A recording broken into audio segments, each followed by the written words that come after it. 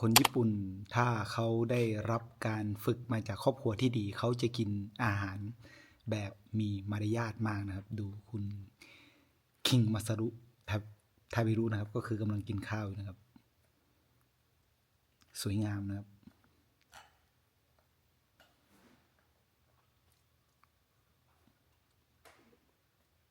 ตอนนี้เรากำลังเทสระบบน้ำนะครับก็พบว่าแรงดันน้ำในส่วนสุดท้ายของสายน้ำหยดไม่ค่อยแรงเท่าไหร่นะครับเราจะต้องทำการแก้ไขในส่วนของก๊อกน้ำนะครับเพราะว่าเราใช้ก๊อกน้ำตัวเดียวเราจะต้องมีหัวจ่ายน้ำประมาณ2หัวซึ่งต้องแยกออกจากกันนะครับถึงจะมีแรงดันที่สมดุลนะครับ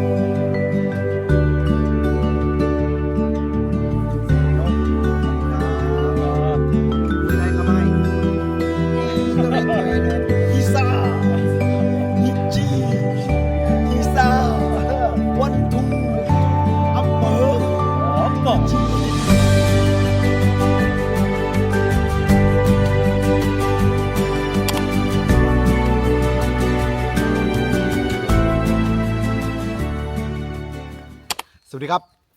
สวัสดีครับคิงมาซารุวันนี้เราอยู่ที่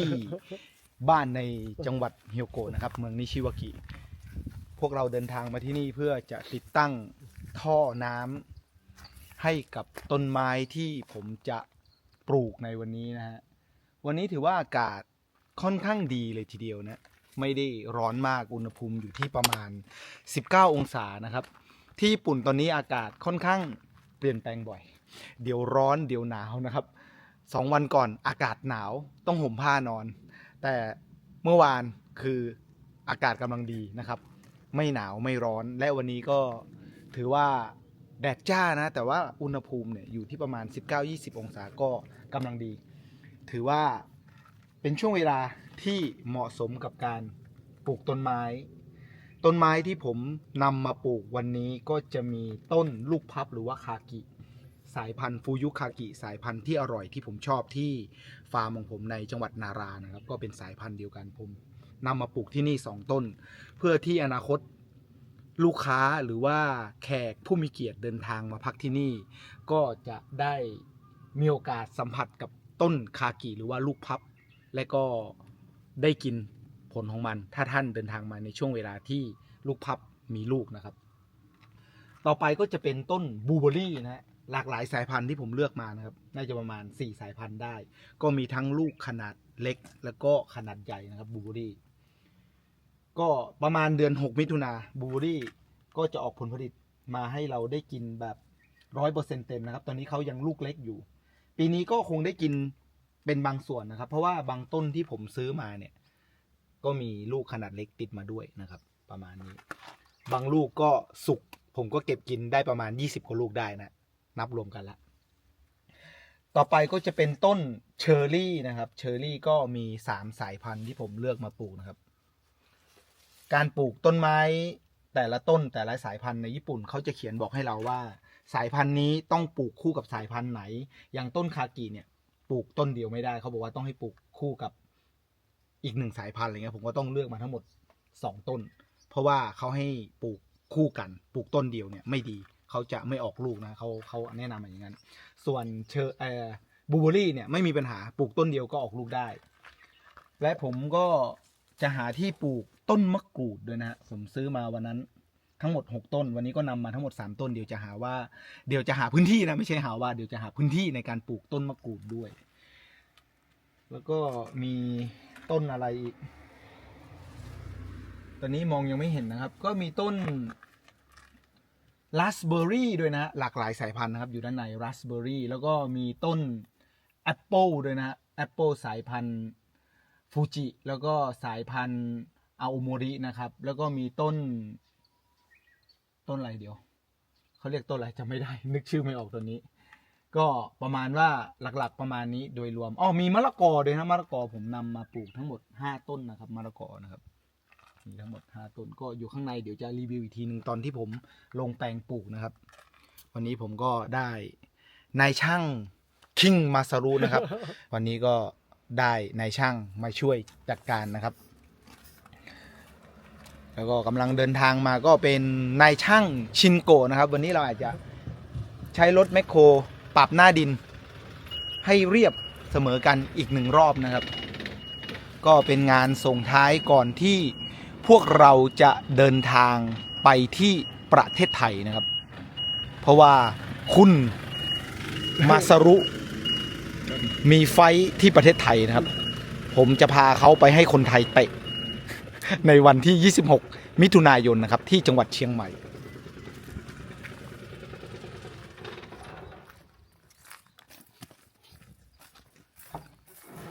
สวัสดีครับคอนนิจิวะสวัสดีครับนามัสเตโอเคเดสคิจิโมโตะชินโกะสวัสดีครับครับโอเคสวัสดีครับครับนี่คือแปลงผักตอนนี้ต้นกล้าพริกของผมโตมาประมาณคืบหนึ่งละก็คาดว่าอีกประมาณ2 สัปดาห์น่าจะนำมาลงแปลงได้นะครับ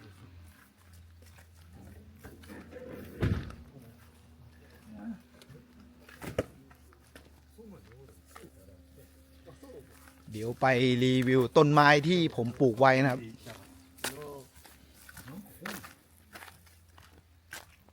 นี่คือต้นส้มนะครับถือว่ารอดนะครับยังไม่ตายนี่คือต้นมะนาวจิ๋วนะครับก็รอดนะครับนี่ต้นมะนาวยักษ์นะครับลูกมะนาวผลใหญ่มากนะครับต้นนี้ก็สวยงามส่วนต้นมะกรูดนะครับกำลังแตกใบออกมาอย่างสวยงามนะครับและต้นมะเดื่อฝรั่งก็กำลังผลิใบออกมาอย่างสวยงามและต้นนี้บอกได้เลยสุดยอดนะครับสำหรับต้นมะกรูดต้นนี้ผลิใบออกมาเยอะมากและต้นมัลส์เบอร์รี่ก็ออกลูกมาให้ผมนะครับแต่ไม่เยอะเท่ากับที่บ้านของผมนะครับนี่เดี๋ยวเก็บเลยคิดว่าปีหน้าน่าจะออกผลผลิตมาเยอะมากนะสำหรับต้นมัลส์เบอร์รี่ต้นนี้หรือว่าต้นลูกหม่อนนะครับก็ถือว่าระบบน้ำวันนี้เราจะมาติดตั้งระบบน้ำให้กับต้นไม้ของผมทุกต้นนะครับผมซื้อสายยางน้ำหยดมาละเพื่อสู้กับภัยแล้งของญี่ปุ่นในเดือน7 เดือน 8นะครับซึ่งร้อนมากระบบน้ำจึงเป็นสิ่งที่สำคัญมากนะในการทำเกษตรที่ประเทศญี่ปุ่นไม่ว่าที่ไหนในโลกนะระบบน้ำสำคัญนะครับสำหรับการเกษตรส่วนวันนี้คงไม่ได้รีโนเวทบ้านอะไรนะฮะก็คงจะเป็นการปรับพื้นที่รอบโรงงานอีกสักเล็กน้อยนะครับแล้วก็ติดตั้งระบบน้ำหยดน้ำสปริงเกอร์ให้กับต้นไม้ของผมนะครับนี่คืองานโดยรวมทั้งหมดของผมและก็ทีมงานนายช่างจากจังหวัดเกียวโตนะครับที่มาช่วยผมทำงานส่งท้ายก่อนที่จะเดินทางไปฟาดปาก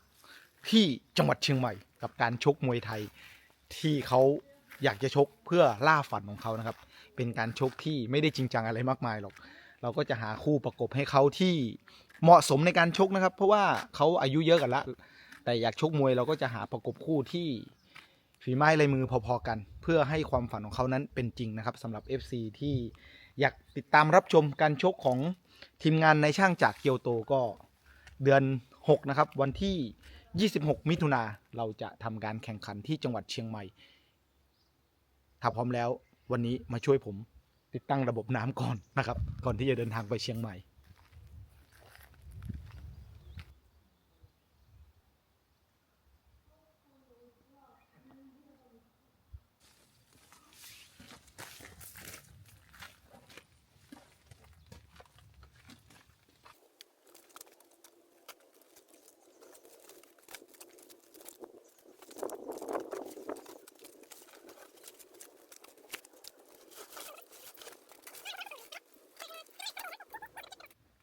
นี่คือสายยางน้ำระบบน้ำหยดนะครับผมซื้อมาจากอินเทอร์เน็ตตอนนี้นายช่างมาสรุกำลังจัดเตรียมนะครับระหว่างที่นายช่างมาสรุจัดเตรียมอุปกรณ์เดี๋ยวผมจะเริ่มปลูกต้นเชอร์รี่กับนายช่างชินโกะนะครับเขาคือลูกชายของเกษตรกรนะครับดังนั้นผมจะต้องขอความอนุเคราะห์จากนายช่างชินโกะช่วยเหลือในการปลูกต้นเชอร์รี่นะครับต้องให้เจ้าถิ่นช่วยฝั่งนี้เราจะปลูกเชอร์รี่เพราะว่าพุ่มเขาจะใหญ่จะได้บังแดดให้กับรถนะครับส่วนตรงด้านหน้ากำแพงเราจะปลูกต้นแอปเปิลกับต้นคากิหรือว่าลูกพับนะครับเพราะว่าเราสามารถตัดตกแต่งให้ต้นเขาเป็นแบบลักษณะบอนไซก็จะไม่บดบังทัศนียภาพของบ้านหลังนี้นะครับก็ต้องวางแผนหน้างานนะครับโซนตรงนี้ก็จะเป็นสวนผักไทยได้เพราะว่าฤดูร้อนโซนนี้แดดจะทั่วถึงนะครับก็ไม่มีผลอะไรก็สามารถปลูกผักได้ส่วนต้นเชอร์รี่เราก็จะไปปลูกตรงริมรั้วตรงที่น้องมิเนียนจอดอยู่นะครับ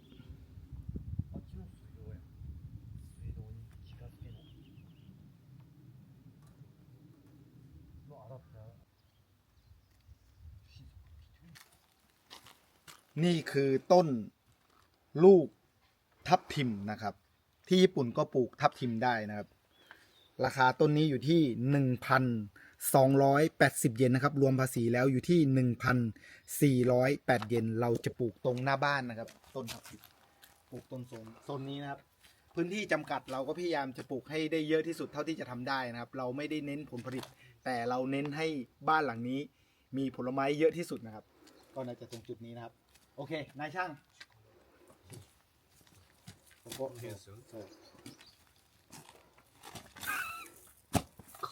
絶対硬いこっちやこれは実際あ金山来たよ来たよあと色似合ってるけどな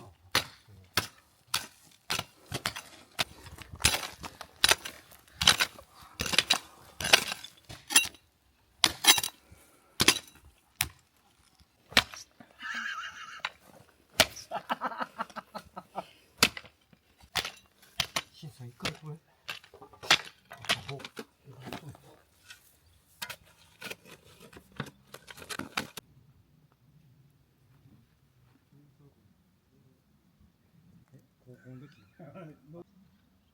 ฤดูนี้ที่ประเทศญี่ปุ่นจะเต็มไปด้วยดอกไม้นานาชนิดนะครับเขาก็จะทยอยบานเบ่งบานอย่างสวยงามในแต่ละสายพันธุ์นะครับสายพันธุ์ที่บานไปแล้วก็ร่วงหล่นลงไปสายพันธุ์ที่กำลังเบ่งบานก็กำลังโชว์ความสวยงามให้เราได้รับชมนะครับก็ถือว่าเป็นฤดูกาลที่เต็มไปด้วยดอกไม้นะครับในประเทศญี่ปุ่นนี่ครับช่วงเวลานี้กำลังขุดหลุมปลูกต้นไม้ผมชอบดอกไม้นะครับเลยพาท่านผู้ชมมารีวิวดอกไม้ข้างทางนะครับสีเหลืองสวยงาม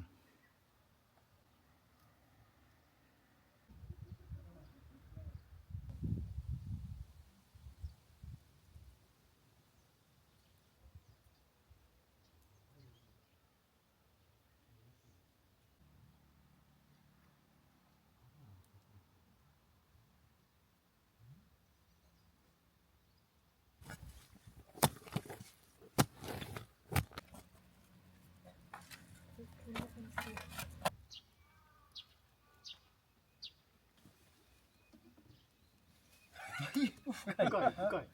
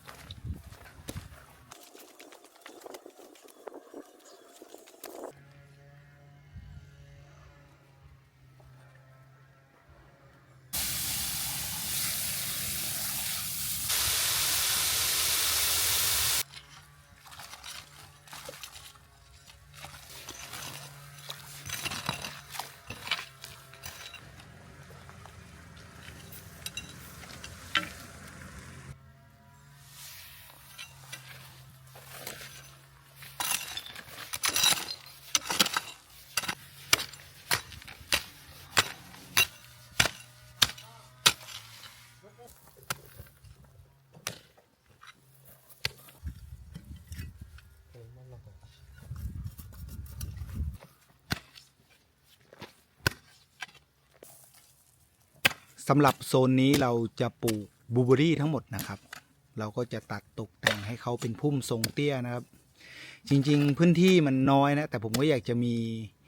ผลไม้หลากหลายสายพันธุ์มาปลูกที่นี่นะครับ เราไม่ได้เน้นผลผลิตที่มากมายอะไร แต่ว่าเราเน้นให้มีเกือบทุกผลไม้ที่ผมชอบนะครับ ก็ต้องปลูกแบบให้เต็มพื้นที่เท่าที่จะสามารถทำได้ในโซนรั้วหน้าบ้านนะครับ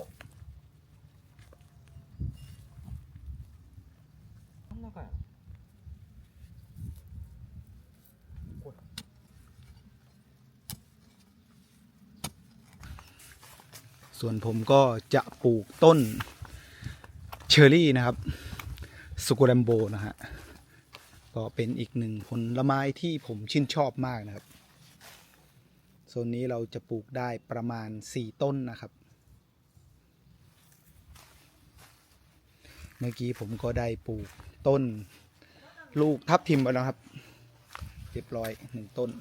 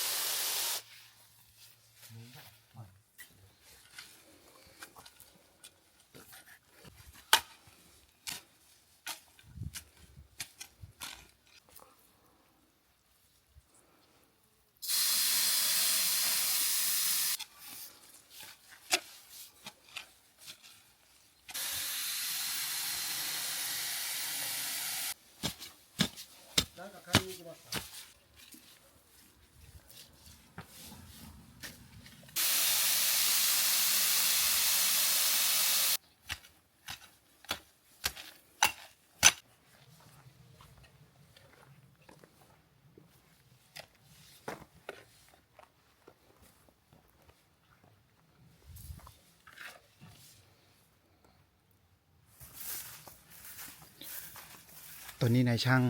คิงมัสรุก็กำลังเตรียมความพร้อมระบบน้ำสำหรับสวนผักไทยของผมนะครับตอนนี้ผมก็ปลูก บลูเบอรี่เสร็จเรียบร้อยละต้นเชอร์รี่ก็ปลูกเสร็จละโซนนี้ยังไม่ได้ปลูกนะครับ เพราะว่าเดี๋ยวเขาจะต้องมาติดตั้งท่ออุจจาระก่อนนะครับติดตั้งเสร็จผมก็จะปลูกต้นลูกพับในโซนนี้ทั้งหมด2ต้นแล้วก็ต้นแอปเปิลนะครับ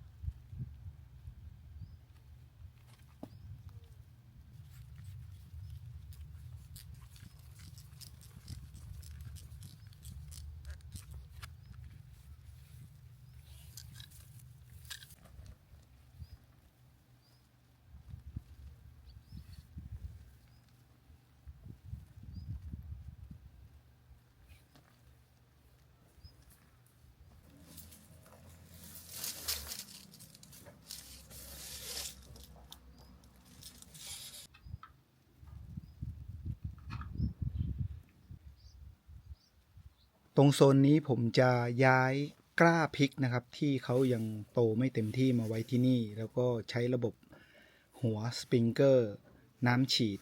ดูแลเขานะครับเพราะว่าเดี๋ยวผมกลับเมืองไทยตั้ง3สัปดาห์นะครับไม่มีใครขึ้นไปรดน้ำให้ผมแน่นอนบนชั้นดาดฟ้าดังนั้นผมจะย้ายต้นกล้าทั้งหมดมาไว้ที่นี่แล้วก็ใช้ระบบสปริงเกอร์ดูแลโดยตั้งระบบเวลานะครับตอนเช้าสัก10นาทีตอนเย็นอีก10นาทีนะครับก็ต้องวางแผนก่อนที่จะเดินทางกลับประเทศไทยในเดือนมิถุนายนนะครับวันที่17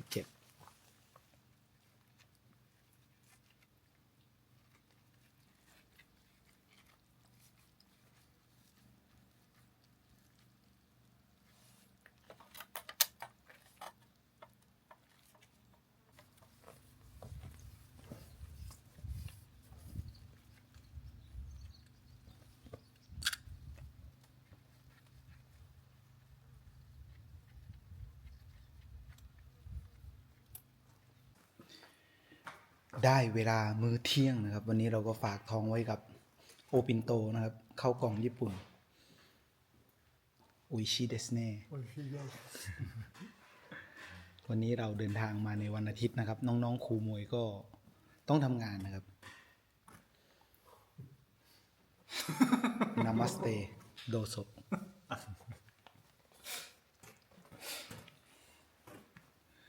นี่คือโรงงานนะครับที่รอการรีโนเวทเมื่อกี้ผมอาบน้ำบอกได้เลยว่าน้ำยังเย็นมากนะครับถึงแม้ว่าอากาศร้อนเนี่ยตอนนี้อยู่ในช่วงของปลายเดือน5พฤษภานะครับเข้าสู่เดือน6มิถุนาอากาศร้อนแต่ว่าพออาบน้ำน้ำก็ยังเย็นอยู่ครับโอชิ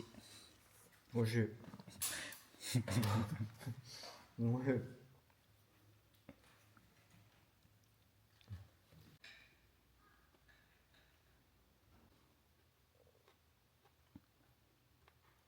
คนญี่ปุ่นถ้าเขาได้รับการฝึกมาจากครอบครัวที่ดีเขาจะกินอาหารแบบมีมารยาทมากนะครับดูคุณคิงมาซารุทาบิรุนะครับก็คือกำลังกินข้าวอยู่นะครับสวยงามนะครับ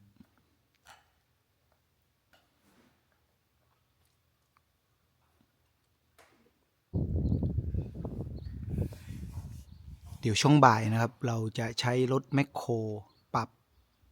พื้นดินบริเวณรอบบ้านอีกรอบหนึ่งนะครับเพราะคราวที่แล้วเราปิดทับด้วยหินที่ผสมคอนกรีตมันยังไม่เรียบนะครับเราเจอพายุฝนถล่มการทำงานเต็มไปด้วยความยากลำบากเดี๋ยววันนี้เราจะปรับให้เขามีความเรียบเสมอกันอีก1รอบนะครับก่อนที่จะนำหินมาปิดทับหน้าหินชั้นนี้อีกรอบหนึ่ง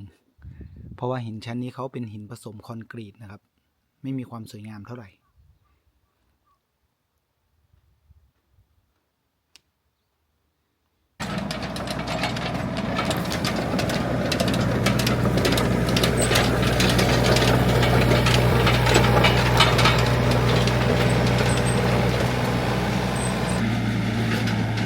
ข้อดีของหินผสมคอนกรีตเขาจะจับตัวกันแน่นมากนะครับ ก็สามารถช่วยป้องกันไม่ให้หญ้านั้นขึ้นมาได้แบบง่ายๆนะครับกว่าเขาจะโผล่ขึ้นมาได้เนี่ยเขาต้องเจออุปสรรคเยอะชั้นแรกเนี่ยเขาต้องเจอกับพลาสติกที่ผมคุมไว้ชั้นที่2เขาจะเจอกับหินผสมคอนกรีตก็บอกได้เลยว่างานนี้ถ้าเขาจะโผล่ขึ้นมาเนี่ยต้องใช้ความพยายามอย่างหนักนะครับชั้นที่3ก็จะเจอหินอีกรอบหนึ่งนะครับตอนนี้ทีมช่างจากเกียวโตก็กำลังปรับหน้าดินอีกรอบหนึ่งเพื่อให้มีความเรียบเนียนนะฮะหลังจากนั้นถ้าเขาเจอฝนอีกรอบหนึ่งก็จะสมูทและสวยงามพร้อมที่จะเอาหินอีกชั้นหนึ่งมากลบหน้าเพื่อความสวยงามนะครับ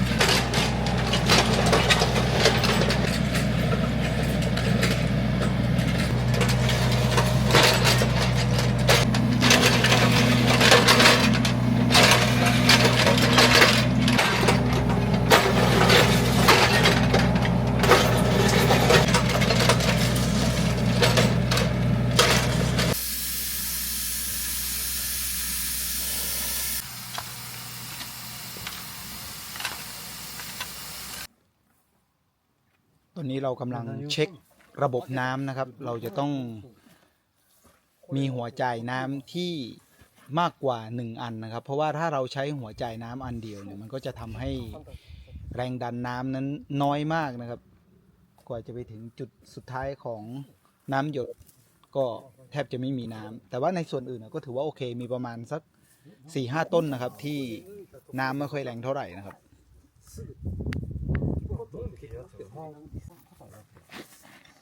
ตอนนี้เรากำลังเทสระบบน้ำนะครับก็พบว่าแรงดันน้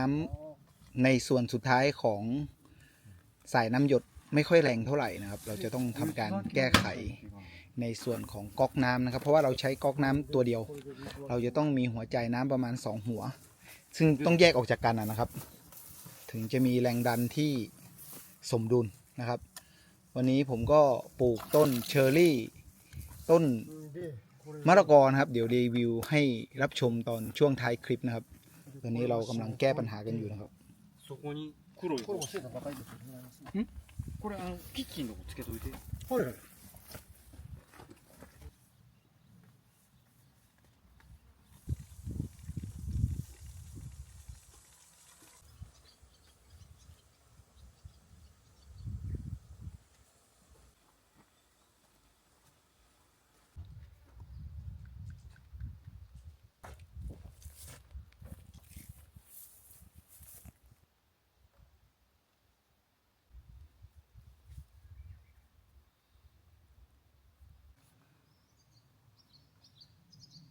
ช่วงยามเย็นอากาศเย็นสบายนะครับลมพัดมาสัมผัสได้กับความเย็น ก็ถือว่ายังไม่ร้อนเท่าไหร่ยังไม่เข้าสู่ฤดูร้อนของประเทศญี่ปุ่นอย่างเต็มตัวนะครับ แต่ว่าช่วงกลางวันอากาศค่อนข้างจะร้อนอบอ้าวแสงแดดที่นี่ค่อนข้างจะแรงมากนะก็เป็นความสุขของคนไทยในต่างแดนนะครับที่ได้ปลูกต้นมะละกอ สำหรับคนที่รักส้มตำก็คงเข้าใจดีนะว่ามะละกอนั้นมันสำคัญมากในการทำส้มตำนะครับ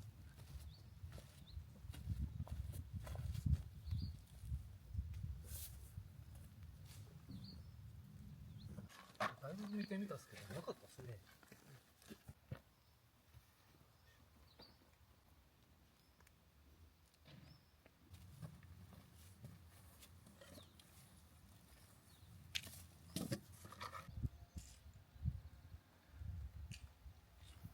รีวิวผลงานของพวกเราวันนี้นะครับ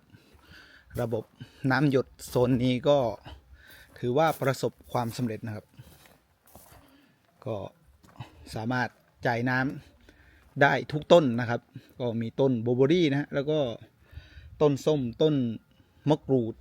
ต้นมะเดื่อฝรั่งนะครับ หลากหลายชนิดราสเบอร์รี่ก็มีนะก็ปลูกไว้ประดับเฉยๆนะครับ ก็ไม่ได้คาดหวังว่าเราจะได้ผลผลิตที่เยอะอะไร เพราะว่าเราปลูกค่อนข้างจะเบียดเสียดยัดเยียดกันค่อนข้างจะเยอะนะแต่ว่าได้กินอยู่แล้วล่ะผลผลิตแต่คงจะไม่ได้เยอะเท่าไหร่ เพราะว่าถ้าเราจะปลูกให้ได้ผลผลิตเยอะเราก็ต้องปลูกตามหลักการและเทคนิคการปลูกสวนใช่ไหมครับตอนนี้เราก็ไม่ได้พึ่งเทคนิคอะไรทั้งนั้นเราแค่อยากจะมีผลไม้ตามที่เราชอบแล้วก็ปรารถนาปีหน้าก็คงจะได้กินต้นไม่ได้กินต้นปีหน้าก็คงจะได้กินลูกโบเบอรี่เยอะแน่นอนนะปีนี้เขาเริ่มออกมาแล้วผมก็เก็บกินไปหลายลูกละเกือบจะหมดต้นปีหน้าแน่นอนผมจะมีความสุขกับการกินบลูเบอรี่เป็นแน่แท้ก็ต้องรอให้เขาออกผลผลิตปีหน้านะครับปีนี้ก็ต้องดูแลให้เขาเติบโตลงรากเติบโตให้มีพุ่มใหญ่กว่านี้ปีหน้าจะได้ออกผลผลิตที่เยอะกว่านี้นะครับส่วนนี้ผมก็เอาแสแลนนะครับมาคุมไว้เพื่อให้น้ำไม่กระจายนะครับก็ต้องดูแลต้นไม้ต่อไปเพราะผมยังไม่ได้มาอยู่ที่นี่ต้องกลับไปเมืองไทย3 สัปดาห์นะครับส่วนนี้ผมก็ทำน้ำสปริงเกอร์นะครับจ่ายหัวจากด้านบนลงมานะครับตัวนี้ผมก็ปลูกสาระแหน่นะครับใบมิ้นหรือเปล่าน่าจะเป็นใบมิ้นต้นมิ้นนะครับผักไผ่หอมด่วน ไม่รู้ตอนนี้ลืมชื่อไปแล้วนี่ฮะออกมาละน้ำนี่ครับเดี๋ยวผมก็จะย้ายก้าพริกก้าอะไรในส่วนที่เขายังไม่เติบโตมากเท่าไหร่มาไว้โซนนี้นะครับเพื่อเตรียมความพร้อมในการลงแปลงอีกทีนึง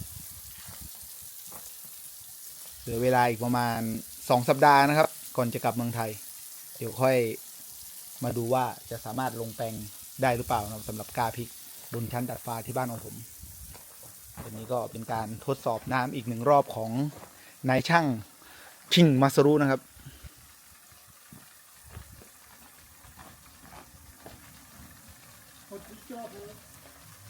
สำหรับด้านนี้เราก็ใช้แมคโครนะครับในการปรับพื้นดินให้เรียบขึ้นนะครับไม่ใช่พื้นดินเป็นหินผสมคอนกรีตนะครับก็ถือว่าสวยงามนะครับหลังจากนั้นเราก็ไม่ใช่หลังจากนั้นสิหลังจากนี้นะครับเราก็ต้องรอนะครับรอที่จะนำหินสวยงามมาปิดทับอีกรอบหนึ่ง ก็จะทำหลังจากที่ติดตั้งท่อระบายอุจจาระหรือว่าท่อขี้นะครับท่อน้ำเสียด้านหลังบ้านก็น่าจะเสร็จเป็นที่เรียบร้อยนะสำหรับการปรับหน้าดินให้เรียบติดหน้าดินอีกแล้วหน้าหินนะครับหินผสมคอนกรีตครับโซนนี้ก็ถือว่าสวยงามนะครับ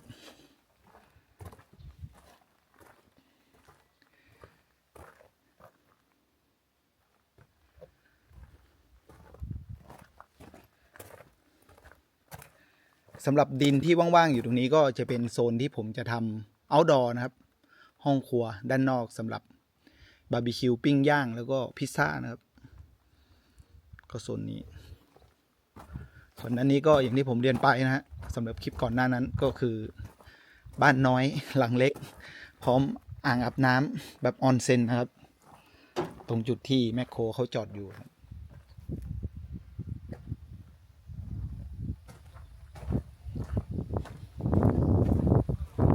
เดี๋ยวพาไปดูด้านหน้าสวนนะครับ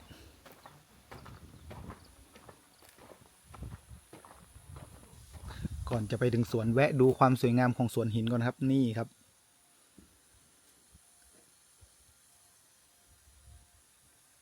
แสงส่องมากำลังสวยงามนะครับ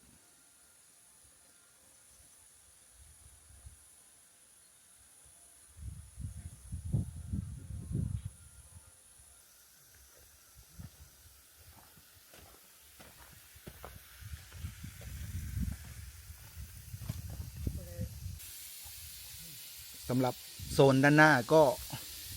ถือว่าโอเคนะสำหรับระบบน้ำหยดมันก็ไม่ได้หยดหรอกมันปล่อยน้ำมาเยอะมาก สำหรับหัวฉีดซึ่งเราจะเปิดปิดเป็นเวลานะครับก็ต้องการให้เขารอดพ้นฤดูร้อนของประเทศญี่ปุ่นนะครับจากนั้นเราก็จะมาวัดดวงฤดูหนาวอีกทีหนึ่งสำหรับต้นมะละกอผมก็ไม่ค่อยชอบเท่าไหร่นะครับสำหรับส้มตำแต่ว่าน้องๆครูมวยไทยชีวิตนี้ขาดส้มตำไม่ได้นะครับก็ต้องทดลองปลูกเพราะว่าในแต่ละปีผมสูญเสียเงินในการซื้อมะละกอมาให้น้องๆครูมวยไทยทำส้มตำเยอะมาก เขาบอกว่าชีวิตนี้ขาดส้มตำไม่ได้นะครับณเวลานี้เราก็ได้เลิกงามยามดีนะครับนำต้นมะละกอที่ผมซื้อมาลงแปลงปลูกคนที่ปลูกให้ผมก็คือคนนี้นะครับนามัสเตอาริกาโตเซมัส นี่ครับคุณนิตะนะครับเป็นคนปลูกให้ผมนะครับ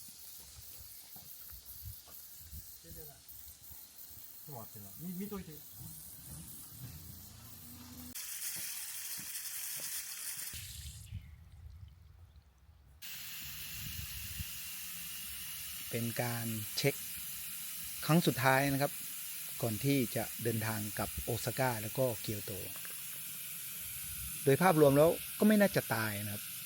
ต้นไม้แค่เขาได้สัมผัสไอน้ำเนี่ยถึงไม่ได้โดนเต็มๆเนี่ยผมว่าเขาก็รอดนะครับ แต่ถ้ามันไม่มีไอน้ำเลยไม่มีไอน้ำเลยก็ไม่น่าจะรอดนะแต่ตอนนี้มันไม่ใช่น้ำหยดมันเป็นน้ำพุ่งใส่เลยก็ไม่น่าจะเสียชีวิตน่าจะรอด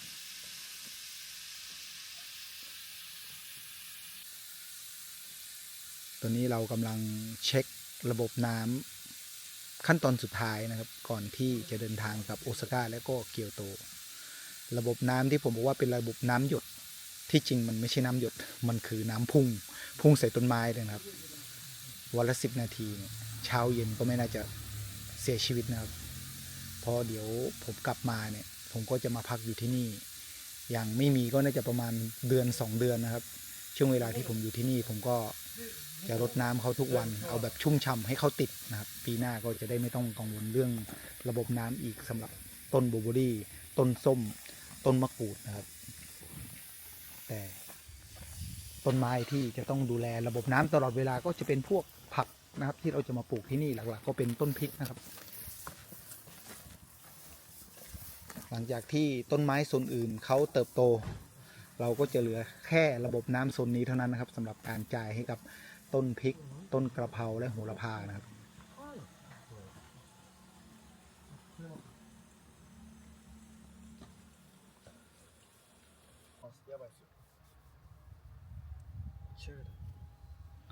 ตอนนี้เขากำลังบ่นว่า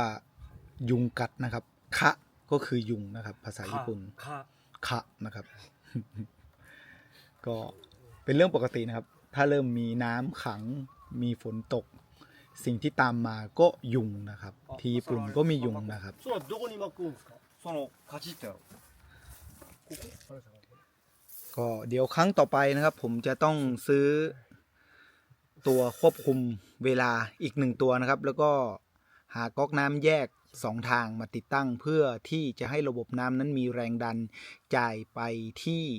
ต้นไม้ที่ผมปลูกอยู่ แล้วก็โซนนี้ก็จะเป็นโซนต้นพริกนะครับ ก็เป็นครั้งต่อไปที่ผมจะมาแก้ไขตรงจุดนี้นะครับ แล้ววันนี้ต้องขอขอบคุณทีมงานคุณภาพจากเกียวโตนะครับ ขอบคุณครับคิงมาสรุขอบคุณครับคิชิโมโตะชินโกะนามัสเตขอบคุณครับนาโม なあ、もう。 ครับ และทั้งหมดนี้คือความสุขที่คนญี่ปุ่นเขามาช่วยผม และผมก็จะช่วยทำให้ความฝันของเขาเป็นจริงก็คือ วันที่ 26 นะครับ เดือนมิถุนายน ผมจะพาคิงมาสรุไปให้คนไทยเตะถึงเชียงใหม่นะครับ มวยไทยขมาย 上体構え。 อิมาคาระตะเรตะเรเน็ตวันทูฮิซาฮิจิซอกครับ そうか。ซอกกระทุ้งโอเคครับ นี่คือทีมงานจากเกียวโตนะครับ วันนี้ผมทักจากทักสตอรี่ขอขอบคุณทุกคนที่ติดตามรับชมนะครับ ปีนี้มาร่วมลุ้นว่าผลงานการทำการเกษตรของผมครั้งแรกที่ประเทศญี่ปุ่นจะประสบความสำเร็จหรือเปล่านะครับ วันนี้ลาไปก่อนนะครับ สวัสดีครับ สวัสดีครับ 何か。 สวัสดีครับ สวัสดีครับนาโมสวัสดีครับ ลาไปก่อนครับ บ๊ายบาย